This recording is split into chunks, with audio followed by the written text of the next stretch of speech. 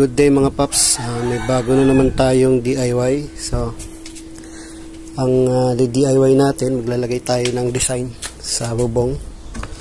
Ito yung ilalagay natin. Ito DIY ko lang din to. Bumili ako ng acrylic fiber. Ayan, kapal niyan. Parang 1/4 na plywood yata yung kapal. Ayan, kapal nito. Tapos ilalagay natin dito. Yan. Tapos dahil clear siya, gusto ko siyang gawing kulay itim. Maglalagay tayo ng sticker dyan. Kulay itim na sticker. O kaya kahit na anong sticker, basta dark. Tapos ito, dati na tong nandito, ibinalik ko lang. So ang nangyari, hindi ko naman ito na vlog dati. Ano siya, tingnan nyo, hindi naman nakasayad.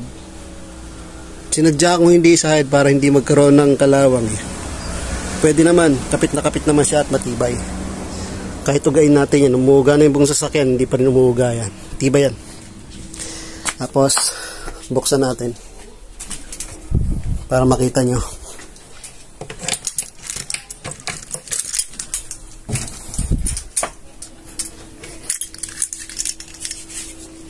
Yung buksan natin. Ayan. So, dati na ito nandito, tinanggal lang kasi natin. Ayan, so nakaganyan lang siya. Minodify ko yung nandito. Ayan, pinanipisan ko. Para kasi dati tumatama yan dito. Ayan, kita naman. Para pag sinasarado, swabe. Ayan, binawasan ko. Dati na yan eh. Hindi ko lang nagawa ng Hindi ko lang nagawa ng vlog. Tapos nakakapit yan dito. Tapos ang pinaka naghihigpit sa kanya ito. So sinadya ko tong medyo nakaangat ng konti. Tapos ito medyo malayo para naghihilaan silang dalawa. So yan, matibay yan. Hinihila nito yung kabila, hinihila nito yung kabila. So naghihilaan sila. Same din sa kabila. Ganun din ginawa ko. Yan, binawasan ko din yun.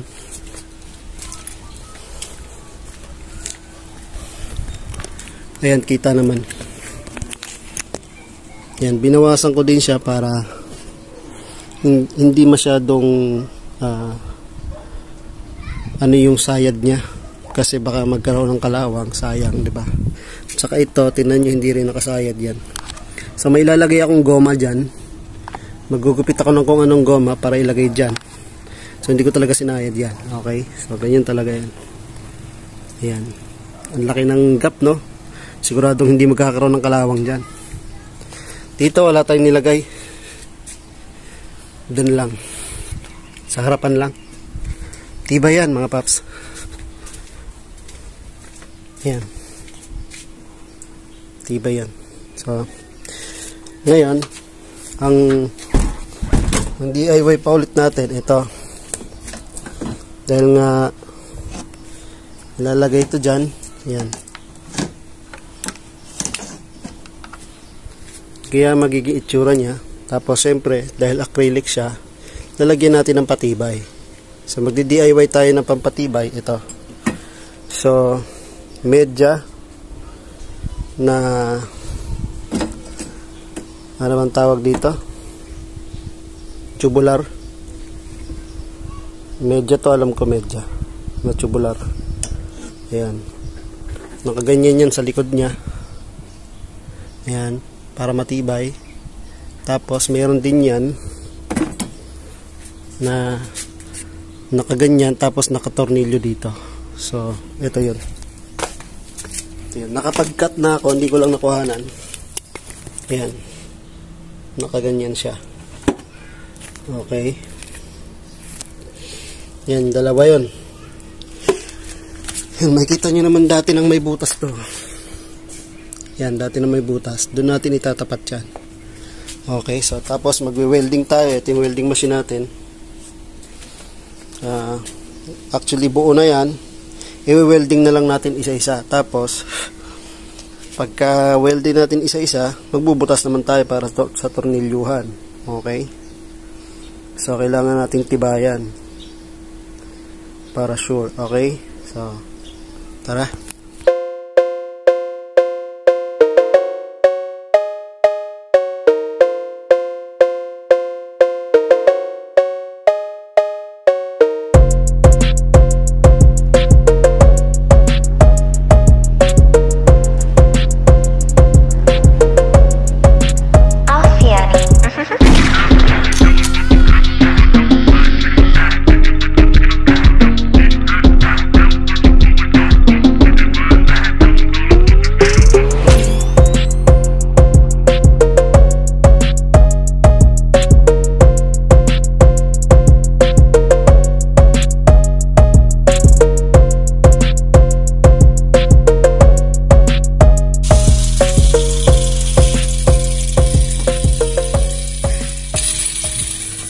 So okay na. Parang professional yung gumawa, no?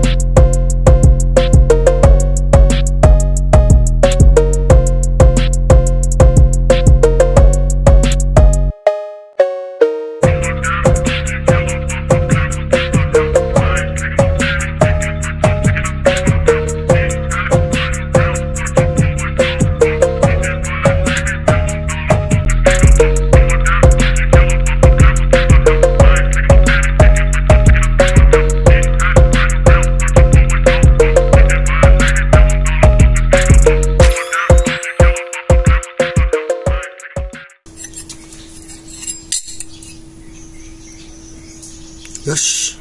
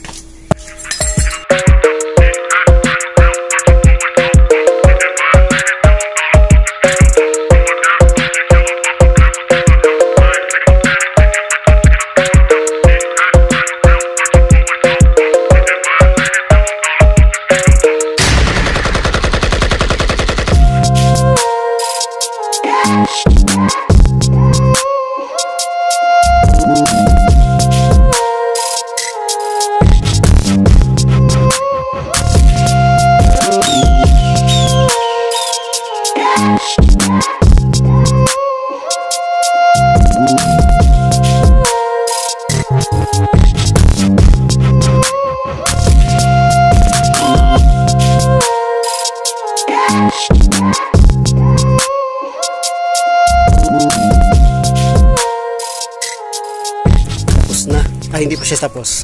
Tapos na yung fittings na yan. Kumbaga fittings na. Tapos na yung pag-welding natin.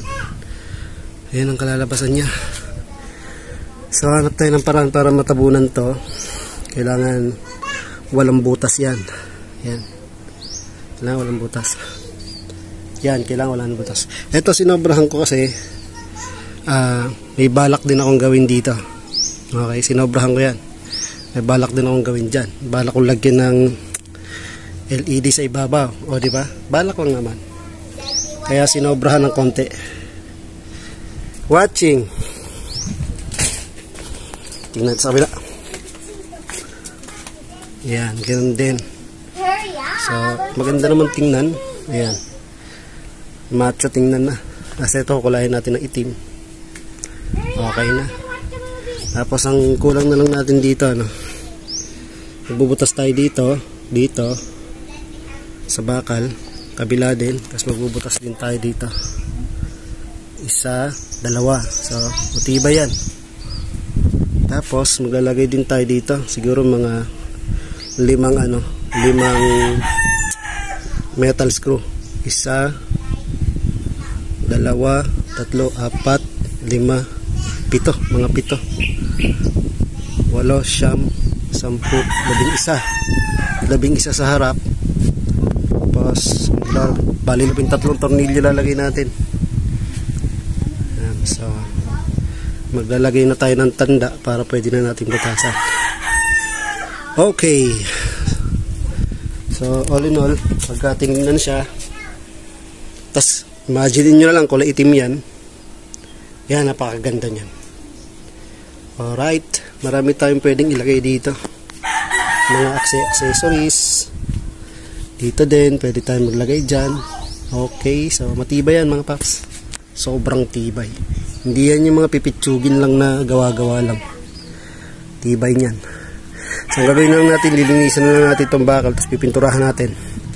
Pagkatas nating butasan. So, unang gagawin, butasan muna natin para pwede na nating ilagay, tapos pintura. Okay? So, balik na lang tayo sa pagtapos na. Okay? Thank you. Okay, ayun. So, natapos na natin. Ginabi na tayo.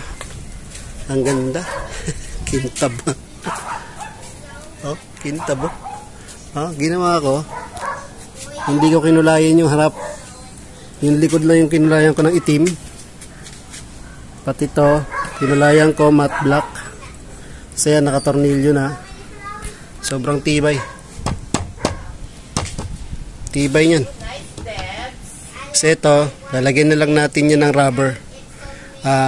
Marami namang rubber dyan na pwedeng ilagay dito. Yan. Tapos rubber din. Kasi pag sinarado natin ng welding din, weldingin natin ng bakal. Pagka pinasok, kunyari yung pinasok ng tubig to, or kung saan man, papasok wala nang lalabasan yung tubig, kalawang. So kung dito, rubber lang, pwede pa natin buksan, tapos pwede nating bugahan ng compressor para malinis. Okay? Pero pininturahan ko na rin yung bukana para hindi na rin kalawangin. Kasi yan, naka-tornilyo na rin, tapos may pasobra tayo dito. Lalagyan din natin to ng rubber, pati yun, pati sa kabila. Okay, so ayan, ang ganda, pogi niyang tingnan. Okay, so tagumpay na naman ang ating DIY. Tapos dito, ayan, kitang kita dun sa may ilalim, hindi siya nakasayad sa bubong. Okay, ayan o. Yan, hindi siya sayad. Sinadya ko hindi sayad para hindi maapektuhan yung pintura. Okay. So, pinerfect natin to. Ang ganda, parang nananalamin, no? Pintab. So, yung nasa harapan niya, stock niya pa rin yan. Yan pa rin yung stock niya yan. Acrylic pa din siya. Yan, sobrang kinis. Yung likod lang yung pininturahan natin ng matte black. Ayan, matte black, walang kintab. So, ayun yung kinalabasan. Makintab sa harap. Parang salamin. Parang salamin nga. So, ang ganda. Matibay. Kahit alog-alogin natin, matibay.